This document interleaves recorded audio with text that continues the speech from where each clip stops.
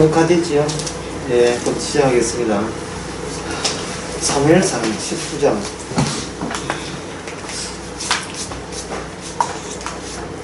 사울이 그 아들 요나단과 그 모든 신하에게 다윗을 죽이라 하여 말하였더니 그 대목부터 시작됩니다. 등장인물 이렇게 세 사람 등장합니다. 사울 등장하지요. 그 아들 요나단 등장하고, 그 다음에 여기 또 주인공이 또 진짜 중요한 주인공이 누가 나오냐면 다윗이 나오죠. 사울 나오고, 여기 사울 아들 요나단 나오고, 그 다음에 사울의 의도가 나옵니다. 이것은 다윗을 어떻게 하라는 거예요? 죽여라, 사울을 죽여라, 이렇게 돼요. 그러면 이게 사울이 다윗을 보고 죽이라고 한 것은 사울의 세계에서는 다윗을 용납하지 못하겠다, 그런 뜻이죠. 사울의 세계에서 다윗이 제거 대상이 되는 겁니다. 다윗을 죽임으로 말미암아 사울은 자기 세계가 여전히 유지되기를 바라죠. 근데 여기에 다윗이 끼어들었을 때 사울은 죽이라고 이렇게 나옵니다. 그러면 이 사울이 죽이라고 했을 때 같은 영역에 있다고 했는 요나단은 다윗을 죽이라는 것에 대해서 이해를 하지 못해요. 그래서 그 뒤에 나온 내용이 뭐냐 하면은 사울이 다윗을 죽이라고 한 것에 대해서 그 4절에 보면 요나단이 그 아비 사울에게 다윗을 포장이라 하는 것은 공로를 드러내는 걸 말합니다. 해가지고 말하기를 그는 왕에게 적재하지 아니하였고 죄를 짓지 아니하였고 왕이 행한 일은 그가 그 다윗이 왕에게 한 것은 아버지한테 한 것은 악한 일을 한 것이 아니고 선한 일을 하셨습니다. 그리고 5절에 보면 그가 자기 생명을 아끼지 아니하고 블레셋 사람을 죽였고 여호와께서 온 이스라엘 위하여 큰 구원을 이루었습니다. 사울은 여기 죽이라고 하는데 요나단이 나서서 정언하기를 다윗은 죽일 만한 이유가 없습니다. 우리에게 구원을 주었습니다. 그러니까 이거는 죽여라는 이 이야기가 근거를 제시해 주시옵소서. 뭐 이런 뜻이 아들이지만 왕이잖아요. 그래서 다윗이 죽어야 될 근거가 어디 있습니까? 라고 묻고 6절에 보면 5절에 보면 다윗은 뭐라고 하는 무죄한 자, 죄 없는 자가 된다. 그럼 죄 없는 자를 아버지가 죽이라고 한다면 어느 쪽이 죄가 있겠습니까? 죄 없는 자를 아버지가 죽이라 하면 이쪽에 죄가 있겠죠. 그렇죠? 그럼 이쪽에 죄가 있다면 왕이 하나가, 이 사울이 왕이거든요. 왕이 죄가 있다면 왕이 통치하는 이 영역은 뭐가 되느냐 하면 바로 죄가 지배하는 영역이에요. 지배하는 영역입니다. 하는 영역입니다. 이건 이해되겠죠? 이건 개인의 의기를 이야기하는 건 아니고 통치잖아요. 통치자가 하는 명령에 여기에 있는 사람들은 전부 다 따라야 된다 이 말이죠. 따라야 되는데 요나단이 정명하기를 다윗은 지금 죄가 없는 거예요. 죄가 없는 자가 사울에게 그냥 죄 없는 자가 혜택을 입으면 그냥 가만히 있으면 되는데 죄가 없는 자가 들어왔는데 사울이 죽이라 하는 순간 사울만 나쁜 것이 아니고 이 나라 자체가 좀 이상하게 돌아가는 겁니다. 그러니까 잘못됐다 이래 되는 거예요. 8절에 보기는 전쟁이 다시 있으므로 다윗이 나와서 블레셋 사람을 잡아서 도륙하고 9절에 보게 되면 9절로 한번 읽어보세요. 사울이 손에 단창을 가지고 그의 집에 앉았을 때에 여호와께서 부리시는 악령이 사울에게 접하였으므로 다윗이 손으로 수금을 탈 때에 사울이 단창으로 다윗을 벽에 박으려 하였으나 그는 사울 앞을 피하여 사울의 창은 벽에 박힌지라 이래 있어요. 사울은 다윗을 죽여야 된다는 걸 목표로 해서 짧은 창을 던졌는데 그 창은 벽에만 박히고 다윗은 거기서 빠져나왔죠. 그러면 이 동네, 사울이 왕이 되는 이 동네에서 다윗은 포함되는 것 같지만 소속되지는 않는다. 포함은 되지만 소속은 되지 않아요. 이 나라에. 그리고 이게 사울이 창을 던질 때 사울의 개인적인 견해였, 그 하나의 의사였습니까? 아니면 여기 다른 게 있어서 창을 던지게 되었습니까? 오늘 구절에 보니까 여호와의 부리신 악시 되죠. 그건 악령 되었죠. 뭐 악령에도 없고 악령이 받았네. 악령의 지배를 받아서 사울이 다윗을 공격했다면, 자 그러면 여기서 다윗의 존재는 그냥 눈에 보이는 육적인 존재일까요? 영적 존재일까요? 영적 존재죠. 영적 존재가 되는 겁니다. 악령이 없다고 한다면 사울은 어떻게 나오냐 하면 이성적이래. 이성적이고 합리적 사고를 하는 거예요. 이 합리적 사고를 옆에 누가 하느냐 하면 아들이 요나단이 하는 겁니다. 아버지, 이성적으로 생각해 보세요. 합리적으로 생각해 보세요. 다윗은 사울의 적이 아닙니다. 왜? 우리한테 도움을 줬기 때문에 그렇습니다. 뭐 예를 쉽게 하면 이렇죠. 이 집에 걔하고 이렇게 네 식구 사는데 어떤 나그네가 돌아왔어요. 나그네 들어가지고 잘 혜택을 줬다면, 아이고 이게 갈 데 없어요. 그러면 여기 방 하나 비니까, 방 하나 비는지 모르겠습니다. 방 하나 비니까 여기 주무세요 했는데 그 사람이 밤 새벽 2시 46분에 깨어가지고 창 들고 와가지고 두 사람이 때려 죽일 때, 그러면 아들 둘은 뭐냐? 저 사람은 미쳤노아이다. 저 사람은 왜 합리적으로 우리가 혜택을 입었으면 고맙다고 해야 되는데 왜 죽이려고 하느냐? 라고 생각하겠지. 그지? 그것만 생각하면 안 된다. 그것만 생각하면 성경이 아니에요. 뭐냐? 엄마가 영적이야. 악령이 공격하는 쪽도 영적 존재가 되는 거예요. 악령이 공격하는 쪽도. 그런데 지금 사울이 문제 있다. 이건 기본적으로 아는 거고요. 우리는 어디까지 문제? 요나단도 뭔가 영적 세계에 대해서는 아직까지 눈이 밟지 못하나까지 나가야 됩니다. 이거 19장 마지막에 미리 한번 보겠어요. 여기 31절에 보면, 21절에 보면, 20절에 보면, 사울이 다윗이 잡으려고 사자들을 보냈는데, 그 사자들이 예언했지요. 그들이 수령으로 쓴 것을 볼 때 여호와의 신이 사울의 사자에 임하며 그들도 예언한지라. 그 다음에 사울이 세 번째 사자를 보냈더니만 그들도 예언한지라. 이에 22절에 사울도 라마에 가서 세구에 있는 큰 구미를 물어가는데 사무엘과 다윗이 어디 있느냐 하고 가로되 라마 나오에 있나이다. 사울이 라마 나오에 가니라. 하나님이 신이 그에게 임하니라. 그가 라마 나오에서 이르기를 행하며 예언을 하였으며 그가 또 옷을 벗고 사울 앞에서 예언을 하며 종일 조야를 벌거벗은 몸으로 누웠다가 그러므로 속담이 이르기를 사울도 선자 중에 있다. 이래서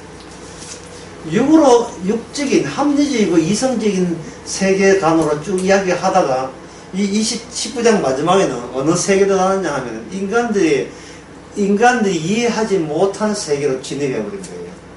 19장 전체가. 그러면 끝에 영적인 세계에 들어갔다면 처음부터 영적인 세계에 있는 겁니다. 근데 처음에 사울이 창을 던지기 전까지는 사울도 그냥 평범한 인간이고 다윗도 그냥 평범한 인간이고 요나단도 그냥 인간이고 이 동네 사람들 옆에 앞동네 사람 전부 다 인간들이에요. 문제는 그들의 최종적인 인생의 끝이 영적인 판단에 의해서 어느 쪽으로 갈라지느냐. 거기에 대해서는 이 사람들이 모르고 있어요. 왜? 합리적 사고방식에 젖어 있으니까. 합리적 사고방식. 자, 합리적 사고방식이라 하는 것은 이렇게 생각하면 돼요. 생존 게임에 속했다. 이러면 돼요. 생존 게임. 보통 생존 게임이라는 말을 잘 안 하는데, 생존 게임이라는 게임 말을 줄여버리면 나온 얘기는 뭐냐? 생존이죠. 생존이 뭐가 되냐면 생의 전부가 되는 거예요. 살아남는 게 전부가 되는 겁니다. 이게 육적일까요? 영적일까요? 제아씨, 육적이에요. 육적.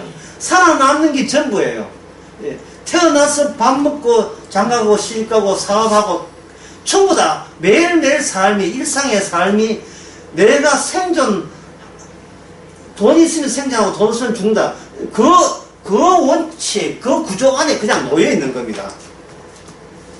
성경 볼 필요가 없죠. 성경을 굳이 볼 필요가 없다니까. 성경은 뭐 착하면 나비 천당 간다, 악하면 지옥 간다, 그 정도는 상식이니까 합리적 사고에서 나올 수 있는 거잖아요. 오늘 본문에서 이야기하는 것은 죽어서 한번 확인해 볼게가 아니라 살아있으면서 생존 게임에 빠져있는 모든 살아있으면서 과연 영적인 세계를 어디서 찾을 수 있느냐, 그 문제입니다. 오늘 이야기가. 과연 육적으로만 보이고 그냥 니나 내나 다 밥 먹고 사는 거기서 거기다 라고 충분히 이성적으로 납득이 되고 이해가 되는 이 세상 속에서 육적으로 넘어설 수 없는 영적인 세계를 어떻게 발췌하느냐, 찾아내느냐, 이게 관건입니다. 찾아내는 방법은 고맙게도 사울이 다윗에게 창을 던지는 거예요. 왜? 어떻게 한다고? 죽이라고. 혜택을 줬는데 반대로 돌아오는 것은 죽어버려. 이러는 거예요. 니까지는 죽어버려야 돼. 이거, 근데 이제 여기서 우리가 성경에서는 악령이 임했다고 되어 있지만, 악령이라는 말을 달리하게 되면 이건 뭐가 되냐면, 발작이 됩니다. 발작. 예, 발작을, 정신과 표현을 한다면, 히스테리라고. 히스테리. 노처녀 히스테리라는 말이 있잖아요. 발작이 나는 그냥 성질 내는 걸 발작이라 하지 않고, 신체적인 비정상적인 들림이 드러날 때, 그게 이제 병이 되거든요. 그냥 화내는 것은 병이라 하지 않습니다. 히스테리는 병이 돼요. 병원에 가야 돼요. 화날 때 그냥 화만 나면 이거는 병은 안 넣어도 되는데, 화남으로써 갑자기 손발이 마비가 된다든지 이럴 때는 병원에 가야 되죠. 그게 이제 히스테리라는 거예요. 그러니까 이게 뭐냐 하면 정신이 육과 따로 노는 게 아니고 어떤 반응을 나타내는 겁니다. 크게 쓸게요. 징후. 이게 징후가 되는 거예요. 뭐가? 나의 몸, 육체가 이 세상에 있는 영적 세계가 있음을 보여주는 징후 또는 징후로서 우리가 이 땅에서 존재한다는 겁니다. 사무엘상 19장에서. 늘 그런 게 아니고 악령이 임할 때 누군가 악령이라 하는 것은 눈에 보입니까? 안 보입니까? 눈에 보여요? 안 보여요? 악령이 안 보이죠? 눈에 보이지 않대요. 눈에 보이지 않는데 예를 들어서 히스테리 같은 징후 같은 그런 경우를 내야 되게 되면 다른 사람은 아무도 모르는데 어릴 때 유치원 때 나에게 돌을 던졌던 남자애가 있어가지고 그것이 평생 동안 계속 내 마음에 트라우마가 돼가지고 어떤 때는 꿈에도 나타나고 깜짝 놀라가 식은땀 나는데 그때는 뭐 깨나서 아이고 내가 또 옛날 생각했나 뭐 이래 할 수 있어요. 근데 요 앞집에 이사 왔다면 그 남자 앞집에 이사 왔다면 다른 식구들은 모르죠. 왜? 동일한 과거가 아니니까 그런 경험을 한 적 없기 때문에 성추행범인데 야 이사가지 안 되겠어. 왜 그래? 니 몰라도 돼. 내 기분 나쁜 존재가 여기 앞에 이사 왔어. 내 매일 봐야 돼. 나 지금 못 견디겠어. 내가 그다음부터 어떻게 되냐, 어떤 친구는 밥맛이 하고 밥맛이 있기 때문에. 그러니까 밥맛이라 하는 과학적 생각하면 밥맛이라 하는 단백질, 산수화물 이렇게 해가지고 그냥 숟가락을 들고 떠서 입에 넣는 것을 먹는다는 표현이잖아요. 그런데 그런 인간이 등장하게 되면 이게 해도 밥맛이 들어서 내 쪽에서 강력하게 거부 현상이 나는 겁니다. 그래서 인간은 굉장히 예민해요. 상당히 예민합니다. 왜 예민하냐면 주위의 환경에 같이 연관되어 있기 때문에 그래요. 어떤 환경에. 세상에 그 이상한 이유도 모르겠어요. 무슨 환경이 있는지. 주위의 어떤 환경에 의해서 엮어진 것을 인위적으로 거기서 벗어나는 거예요. 근데 다윗 오늘 보면 다윗 같은 경우에는 벗어나는 게 아니고, 다윗은 아무렇지도 않아요. 아무렇지도 않는데, 악령이 표적이 대상이 된다는 거예요. 다윗이, 누구의 표적? 악령의 표적이에요. 악령의 표적. 그러니까, 벌써 계속 뭐가 질문을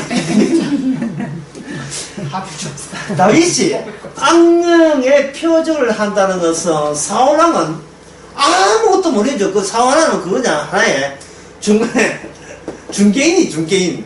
예? 그냥 아무것도 몰라요.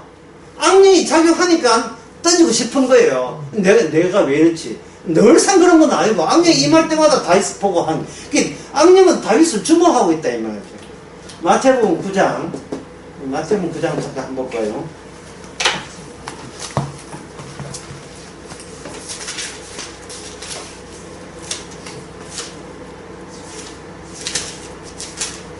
구장에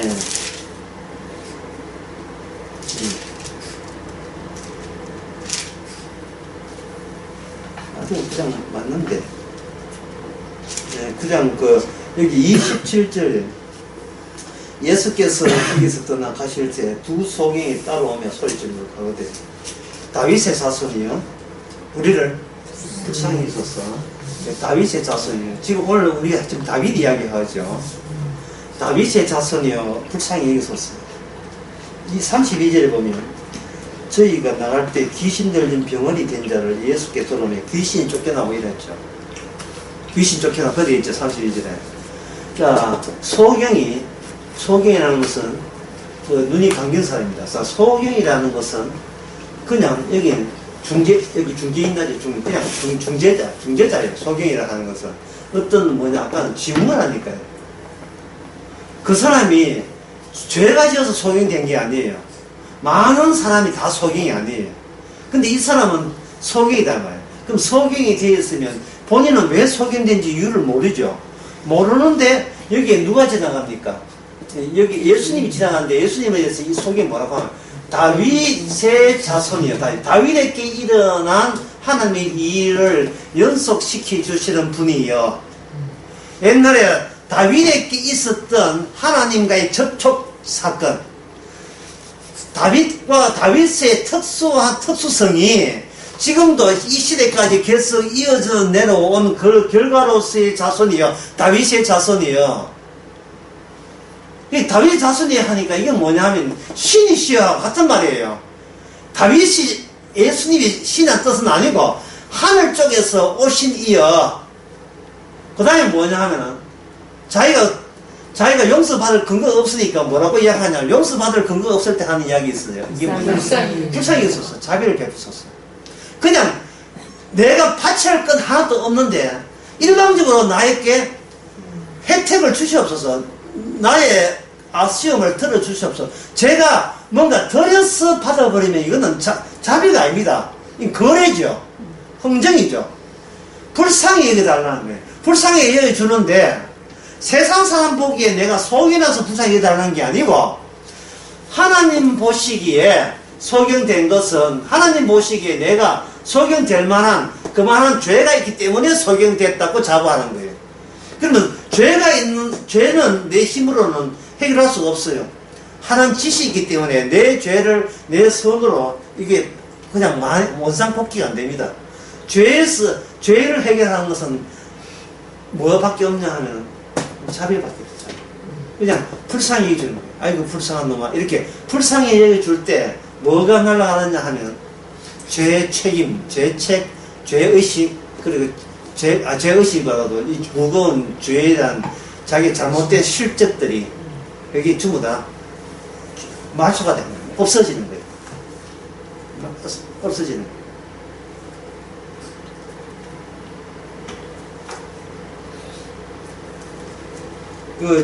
남녀가 둘이 사귀다가,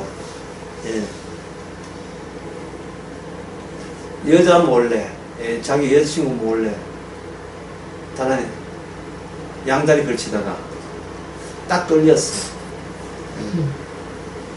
근데 남자가 여러 가지 변명하다가 난지 궁지에 몰리가 결정적 증거를 딱 때릴 때, 두 가지 반응이죠. 네 아니면 여자 없나 이래야 하고, 또 하나는 뭐냐면 아무리 봐도 이 여자가 돈도 되고 하니까 생존 게임이니까 어차피 생존이니까 돈도 되고 지는 좀 놀아도 취미생활 해도 저 여자가 생활이 줄 것 같은 느낌 들면 그 다음에 나오는 행동은 뭡니까? 불쌍히 여기서 사사피죠. 전과가 없는데 한번 받아요. 저희 월 전과는 봐주기니까 전과 없는데 두 번째 걸리면 안 되죠. 처음 걸렸으니까 개가 쳤어야 여지가 있잖아. 그러니까 자비를 베풀도록 하는 거예요. 이 자비는 상당히 영적이 아니고 이성적이고 합리적이에요. 왜냐하면 생존과 관련되어 있고. 그러나 인간 세계에서 밥 먹고 살자는 그런 식으로 대상 넘어가면 되지만 영적인 문제, 영원한 죄를 심판하시는 분의 앞에서는 사람에게 빈다고 될 문제가 아니고 하나님 앞에 뇌물을 갖다 바친다고 해가지고 이 해결된 문제가 아니고 하나님께서 인간의 뇌물을 안 받습니다. 받지를 않아요.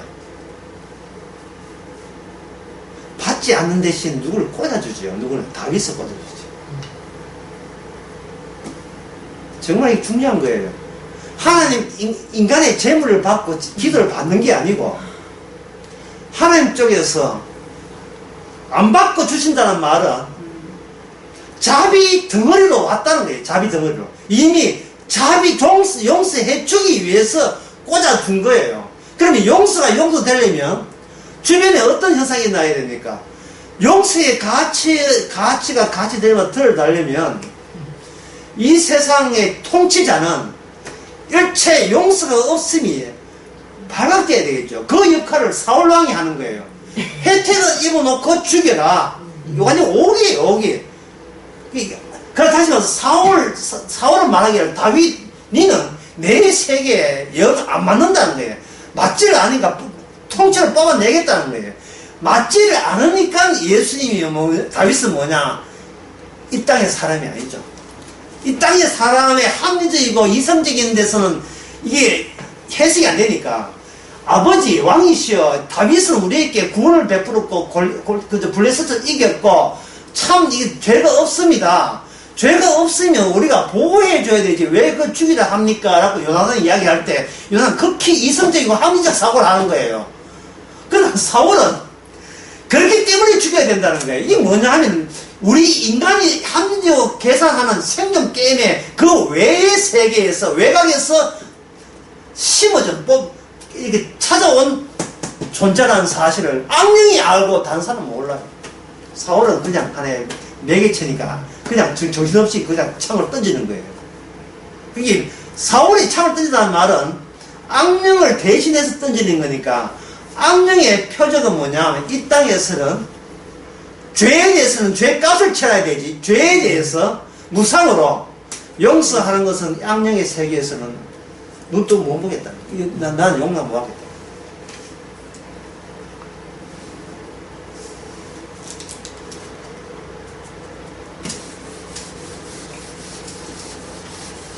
그것이 인간의 이해가 안 되니까 발작을 일으키는 거예요. 발작을. 그러면 여러분 생각에는 그 사울랑 그거 못됐다.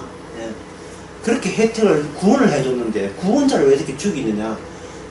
우리 혹시 이동에 또 사울랑 같은 게 없는가 자꾸 찾고 뭐 주변에 찾는데 사울랑이 누구냐 하는 거야. 내가 내가 사울한 거예요. 내가. 왜냐하면은 다윗은 죽음에 노출되어 있어요. 영적으로 죽음에 노출되어 있는데 우리는 죽음을 피해서 사는 게임에 거기에 몰입합니다. 그래서 만약에 어떤 사람이 너 죽어야 돼야 찾아오게 되면 우리는 창 들고 있으면 그걸 전적으로 죽여버려요. 사울을 욕하지만 사울이 욕하겠지만 사울은 자기가 구축한 자기의 영역이 있습니다. 이 영역을 성경에서 무슨 육의 영역이에요. 육의 영역에 허락도 없이 다윗이 하늘에서 꽂혀 있으니까 육이 참지를 못해서 그걸 뽑아내는 거예요. 예. 죽여서라도 내 영역에서는 나의 공로와 나의 잘남으로만 가득 차 있어야 될 영역에 네 다윗의 존재는 나한테는 아주 쓸모없는 존재가 되는 거예요. 또 한 예를 들게 되면 남자가 돈을 잘 벌여요. 남자가 사귀는데 남자가 돈을 잘 벌여요. 아버지가 또 재벌 또 2세가 돼가지고 지는 3세고 늘 이렇게 기마에 쓰고 돈 쓰는 그 즐거움이 있어요. 근데 좀 예쁘장한 여자친구 있어가지고 어떻게 한번 해볼까 하고 이렇게 장난삼아 사귀었어. 사귀어가지고 저 친구들도 그렇고 그런 인간들도 술 파티 나왔는데 같이 파티 열고 돈 있으니까 고급차 타고 돌아다니면서 쓸데없는 그런 짓 하는 그 파티에 자기가 새로 사귄 여자가 여기 초절하니까 여자가 그 남자 저끼리 친구들끼리 노는 그 분위기를 바닥을 딱 세상을 보고 난 뒤에 니도 한 잔 먹어라 이거 하니까 막 꿀안고 추여 호기야겠단 말이야. 분위기 파악도 못하고 전부 다. 예? 다른 여자친구들은 막 두루 다 미니스커트 입고 오는데 지금 긴 치마 여전사가 아니고 긴 치마 입고 와가지고 추여 있다 이 말이죠. 주여 이 타락된 것을 용서하옵소서 이렇게 할 때예요. 이미 그 영역은 뭐냐, 자기 돈을 뿌린 영역이거든요. 지가 잘 나가고 자기의 공로가 있는 영역이다 이 말이죠. 그러니까 그걸 보고 제 잘 나간 남자친구가 당장 그 여자를 뽑아버려라 이 말이죠. 왜? 이 파티 분위기를 베리니까. 예? 노래 불러 하니까 마리아 가게 하는데 무거운지 나쁠런지 차수가 불러보이기 분위기가 안 맞거든. 그러니까 뽑아버리는 거예요. 창을 던지고 네가 오늘 끝났다 절교다 해가 지금 던지는 겁니다. 왜? 이 세계에는 뭐가 필요 없습니까? 죄의 용서라는 그런 요소가 내 세계에서는 나는 내 잘남이 있어야 되죠. 내 잘남만 있어야, 여기는 내가 이만큼 잘 나간 놈만 있어야 돼요. 내가 이 돈 있는데 뭐가 아쉬운 게 없는데 여기서 주여 저들을 불쌍히 여기서 일어나면 재수 없다고 뽑아내겠죠. 썩은 무 뽑아내듯이. 바로 그렇게 되면 우리가 지금 별로 돈도 필요 없었고 아쉬우니까 추여 어떻게 살려달라고 이렇게 하겠지만, 만약에 우리가 넉넉한 돈이 있고 잘 나가면 세상적으로 힘이 있으면 내가 다윗을 참 꽂아서 내가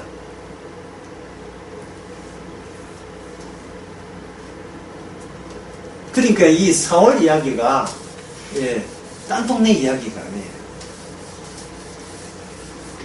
이제 조금 어려운 거 해보겠습니다. 뭐가 어려우냐 하면은, 아까 사울이 있는 영역은 사울 개인의 공로가 있는 영역이라서, 만약에 지금 다윗이 골리앗을 이겼잖아요. 다윗이 블레셋을 골리앗 이겼죠. 그래서 사람들의 인기가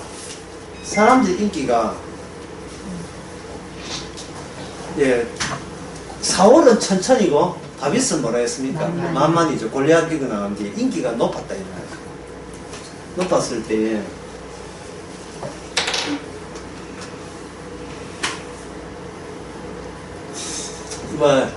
예를 들면 이런 거, 이거 높았을 때에 인기 높은 것이 자기 영역에 인기가 있을 때 이 백성들은 다윗 자기 소유예요.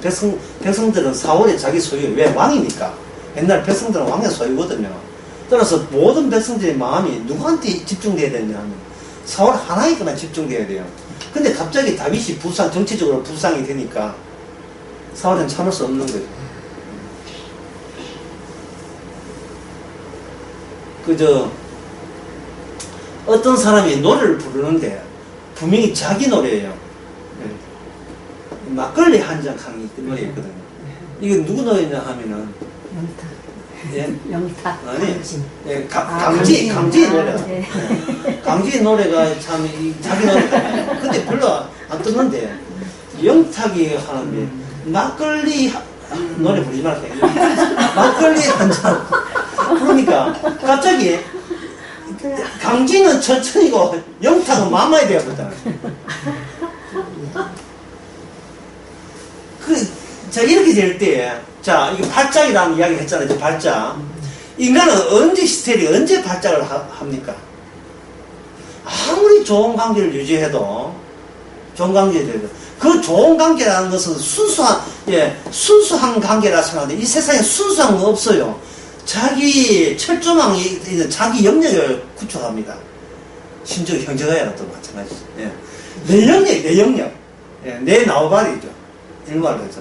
내 영역이 고수되어서 이 영역에 누가 침투할 때는 내 허락을 맡아야 돼요. 왜냐하면 이 영역 구석구석이 자신의 손길과 자기의 과거 역사와 힘듦과 예성과 공로가 다 여기에 배치되어 있거든요.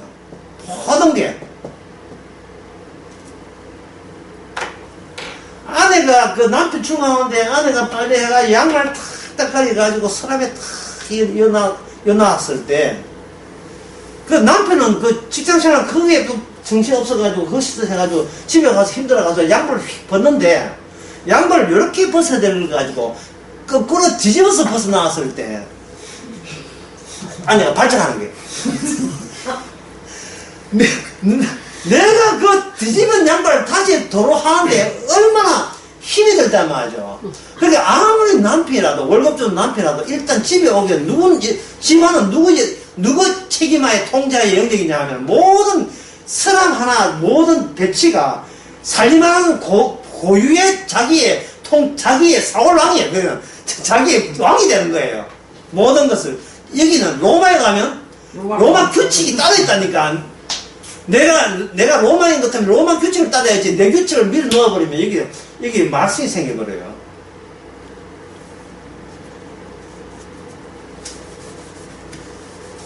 우리가 방금 설명한 것은 다윗이 인기가 떨어지고, 다윗이 인기가 높아지고 사울 인기 떨어지니까 사울이 다윗을 미워했다. 이렇게만 해석해버리면 무슨 요소가 없어지냐 하면 영적 요소가 없어요. 그래서 아까 19장 사무엘상 19장을 제가 그 부분을 제가 미리 말씀드렸잖아요. 거기 보니까 19장 다시 한 끝에 보게 되면 사울왕이 나중에 예언도 하고 정신없이 예언도 하거든요. 여기 사울이 다윗이 누구한테 찾아가냐 하면은 사무엘 선지자에게 죽이려 하니까 피신한 거예요. 피신을 가니까 사무엘 있는 곳이 무슨 영역이냐 하면 따로 사무엘 있는 영역에 다윗이 피신해가 있다. 이 소문을 듣고 사울왕이 따라온 거예요.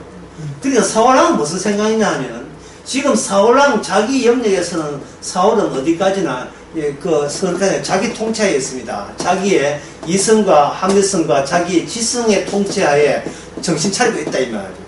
근데 그게 따라와서 사무엘이 딱 하니까 사울이 예언하고 싶은 것도 아니고 사울이 행선수술하고 싶은 것도 아니에요. 옷 벗고 싶은 것도 아니에요. 이 영역에 오니까 기존에 내가 나를 통제하던 그 통제력이 다 날아가버린 거예요. 이 말은 사울에게 뭐가 임했다? 악령이 임했다는 것이 이게 하나의 그냥 성경에서 말한 게 아니고 이게 실제적 이게 현실의 일부예요. 현실의 일부. 영이라는 것이 현실이 없는 게 아니고 오히려 영이 뭐를 만든다? 현실을 중재자로 만들어낸 거예요. 현실에서는 영이 안 보이지만 영에서 보면 현실이 영에 속했음이 이게 드러나는 거예요. 아까 그걸 뭐라 징후라 했지, 징후. 예. 맛있는 밭에 나가도 이집에 내가 싫어하는 남자 이사 오니까 갑자기 그렇게 맛있는 것도 밥맛이 떨어진다는 말은 뭐예요? 인간은 자기 따나 나는 정신 바짝 차리고 모든 것을 합리적으로 이성적으로 선택해서 결정이 되는데 그 결정한 그것을 내 책임지고 난 그 결과에 대해서 반드시 달성해야겠다는 거. 너무나 그렇게 정신 차리고 살았지만 다른 외부의 요소가 왔을 때 그 정신 차림이 아무짝도 소용없는 그러한 상황도 따로 있는 겁니다. 근데 이 구약에서 신약 입장에서는 좀 엉뚱해 보면 구약에서 재밌는 것은 바로 이게 육적인 영역과 영적인 영역이 붙어 있다는 거예요. 조금만 이거 나가가지고 사무엘 사는 동네 오면 갑자기 어떤 인간도 다 들어와도 이것은 다 미쳐버리죠. 아까 여러분들이 보셨지만 19장 끝에 보니까 처음부터 사울이 온 게 아니고 사울이 3번씩이나 자기의 부하들을 보냈잖아요. 부하들이 멀쩡한 부하들을 그 당시 서울대학 나온 부하들이 이쪽만 나오면 진짜 미쳐버려요.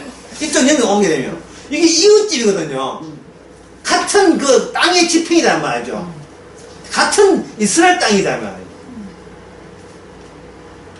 어떤 경계선이 없어요. 어떤 DMZ 그런 것도 없고 하여튼 이거 딱 붙어 있어. 그 붙어 조금만 가가지고 일로 가면 밑으로 가면 갑자기 이 사람이 완전히 그 바보가 되어버렸다 이 말이죠. 그런데 이것은 구약에서는 이렇게 연결되어 있지만 신약에 가면 세상과 주님의 나라는 지금 함께 있어도 그들은 알 수가 없어요. 그래서 요한복음 9장에서 징후를 보여주는데 소경이 나옵니다. 소경이 나와서 예수님께서 날 때부터 소경된 사람에게 그 실로암 목가의 진흙을 가지고 발라를 하죠. 그 실루엣하고 발라라가 씻으라. 이 진흙 바르고 씻으니까 눈이 떴잖아요. 자, 눈이 떴을 때 여기서 여러분들이 놓치면 안 되는 게 소경이 못 보는 사람이다. 그러면 소경이 눈을 떴다. 그러면 이게 눈 뜬 거예요. 요한복음 9장에서는 이게 눈 뜬 게 아니라는 거예요. 우리는 소경이 감기였다가 눈을 떴으면 다른 사람 보기에 이 사람은 소경이 아니네 이러는데 소경이 눈을 뜨는 게 아니고 눈을 떠서 당신이 있었네, 제자들 있네, 사람들 바시에 있네, 사람들 눈에 움직임을 보는 게 그게 소경이 아닌 게 아니라 예수님이 누구신가를 모르는 것은 여전히 소경이에요. 눈 뜨고 예수님 만질 수도 있고 눈 뜨고 이분 키 좀 되네, 키 크네, 몸무게 좀 크네, 이제 누구 닮았지? 이거는 여전히 소경이에요. 예수님께서는 이 소경으로 하여금 1단계 눈 뜨게 하고 2단계 예수님 믿게 만들어버렸어요. 이 말은 믿는다는 죽어서 전당한다는 말이 아니고 이미 그 하늘나라가 육의 세계를 통제하고 있다는 겁니다. 사울 왕이 통제하는 것이 아니고 영적 세계가 사울을 통제하고 있고 다윗을 통제하고 있는 거예요. 지금 이 시도 마찬가지예요. 눈에 보이지 않는 분이 보이는 모든 것을 징조로 징후로 처리해버리는 겁니다. 그러면 왜 눈에 보이지 않느냐? 눈에 보이지 않아야 우리에게 다른 눈이 열렸느냐 안 열렸느냐를 측정할 수 있기 때문에 그래요. 우리가 본다고 하니 소경이다 했잖아요. 보는 걸로 마감이 되어버리면 육적으로 와서 육의 한계에 머물러 있는 겁니다. 육의 한계에 있을 때는 인간이 보는 것을 관찰이 되고 관찰은 과학적 인식이 되고 그것을 통해서 자기 계획과 미래를 설계하게 되어 있어요. 그게 뭐냐? 생존 게임이에요. 생존은 내가 설치지 않으면 어떤 생존도 내한테 보장되지 않는다. 이게 생존 게임이라고요. 남을 이겨야, 꺾어야, 남을 가진 것을 내가 내 것을 만들어야 이 땅에 먹고 사는 거예요. 그 성경이 말합니다. 그게 과연 사는 것이냐, 안 사는 것. 산다는 게 뭐냐? 소경이 다윗의 자손을 찾을 때 산다는 것은 우리 안에 뭐가 들어있냐? 자비가 들어가요, 자비가.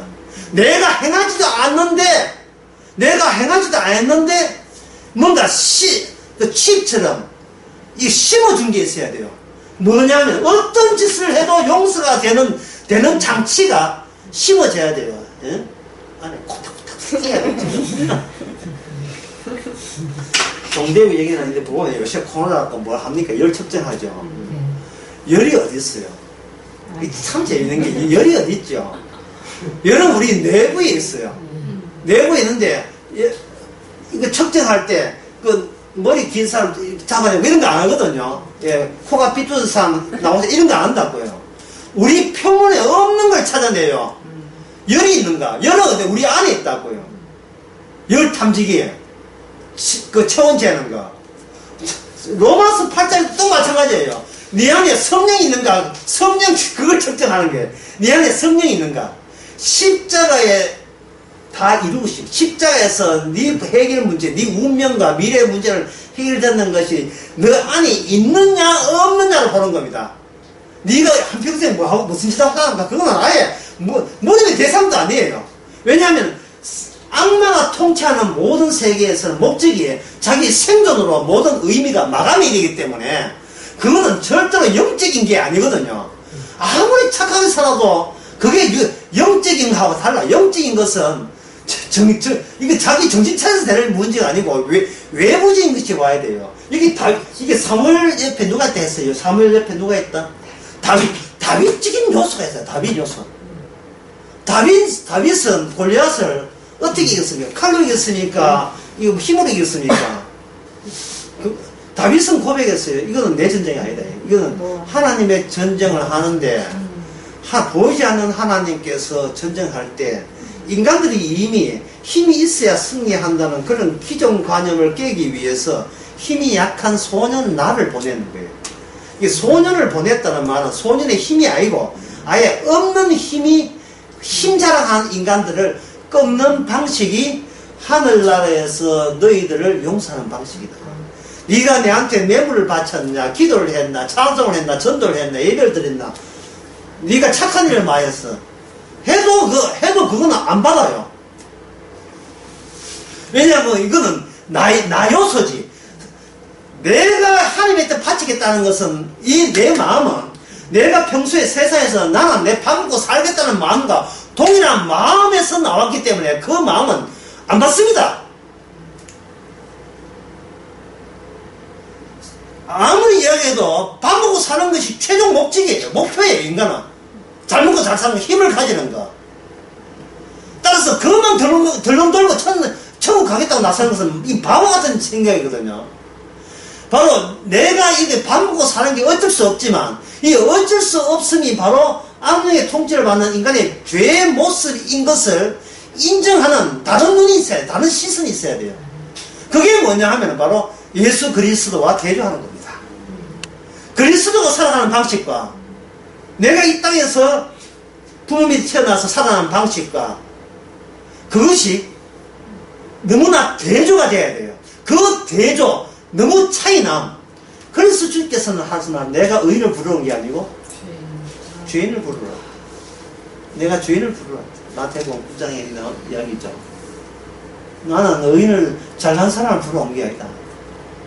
자기가 못난 자라는 것을 누가 자각하고 있는가? 나 그 자각은 결정적으로 대조가 될 수 있는 결정적 기준이 네 안에 심어져 있기 때문에 그 심어져 있는 그 다윗의 요소로 하여금 사울로 하여금 다윗이 하여금 또는 다윗으로 인하여 사울로 하여금 나는 예수보다 돈이 좋다는 말을 스스로 예수님보다도 십자가보다 돈이 더 좋아 라는 본성이 있음을 내가 고백합니다. 우리도 돈 좀 많았으면 좋겠다. 빨리 여기서 탈출했으면 좋겠다. 이 벌판에서 이런 식으로. 예. 강남에 한 3채 정도.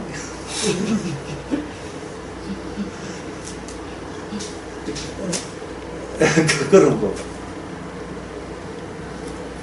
내 속에서 주님이 준비한 나와 내가 지금 실제적으로 내가 느끼는 나 두 개의 나가 한쪽은 이름이 사울이고 한쪽은 다윗이 되는 거예요. 하여튼 다윗은 예수님 이름이고 다윗의 자손이니까 사울은 아담에 속한 아담의 이름, 사울 이름. 그 이름이 되는 겁니다. 그러니까 이거는 이 사울 이것은 매일같이 사무엘상 19장은 매일같이 우리 안에서 계속 이 사건이 반복이 됩니다. 계속 반복이 됩니다. 예수다 면 앞에 나오면 내가 안 살아야지 했는데 차를 태워주니까 또 혜택을 입었으니까 이건 나를 위한 게 아니고 주께서 차 태워달라고 아주 안 죽고 살아있었구나. 주님께 감사하죠. 그러니까 항상 시작은 내 생존이에요. 모든 시작은. 왜냐하면 이게 자연스러워요. 육의 포장 내 생존이고 내 욕망이에요. 그런데 안에 성령이 있는 사람은 끝은 뭡니까? 누구께 감사하죠? 주님께 감사하죠. 이걸 주어서 이걸 제공해서 감사한 게 아니고 뭘 제공해서 이건 내 덕이에요.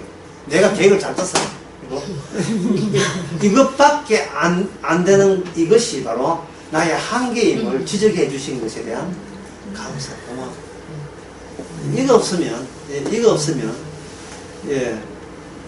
다윗과 같은 편이 아닙니다. 사무엘, 다윗, 아브라함 이쪽 편이 아닙니다. 이것은 주님에 속하지 않았다는 거예요. 그래서 오늘 그 사무엘 19장에서 제일 중요한 걸 뽑아라면 천국은 죽어서 가는 데가 아니고 이미 징조로서 이 땅에 있다는 거예요. 하나님의 성령이 이 땅에 이미 왔어요. 이미 와서 자기 데려갈 사람을 데려가는 겁니다. 이미 온 사람의 특징은 만사가 완벽하게 하는 사람이 아니고 만사가 다른 사람 모르지만 본인은 항상 서툴고 어설프고 실패의 반복인 것을 인정하는 사람이에요. 지난 그 주일 낮에 우리 교회 그 장로님이 기도를 하시는데 한 기도해서 내 설교 시간에 그 인용했지만 실패하면서 감사하게 하옵소서. 실패하면서 보통 우리의 상식은 뭡니까? 내 생존, 내 계획이 우선이기 때문에 이건 실패해서 감사가 안 나오죠. 뭐라 합니까? 우샤 드디어 성공했구나. 성공한 것을 해도 감사한다는 것이 바로 육의 세계, 사울의 세계의 특징이라면 다윗 속한 사람은 실패하는 것에서 감사하는 거예요.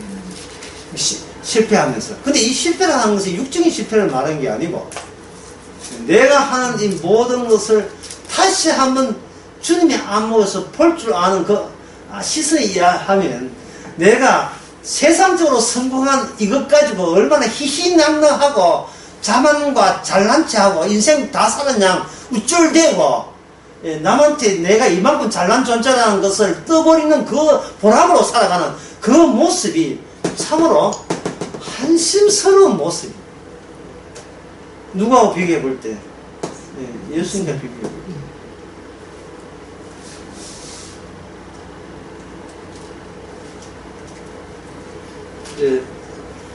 다윗은 사울 왕님과 그 어른들에게 도움을 받았습니까? 안 받았습니까?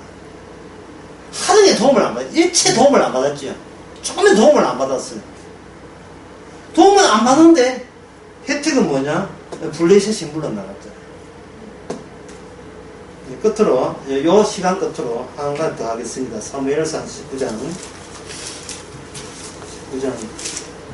젊은 분들 있으니까 이게 도움이 돼요. 이게 뭐냐 하면은,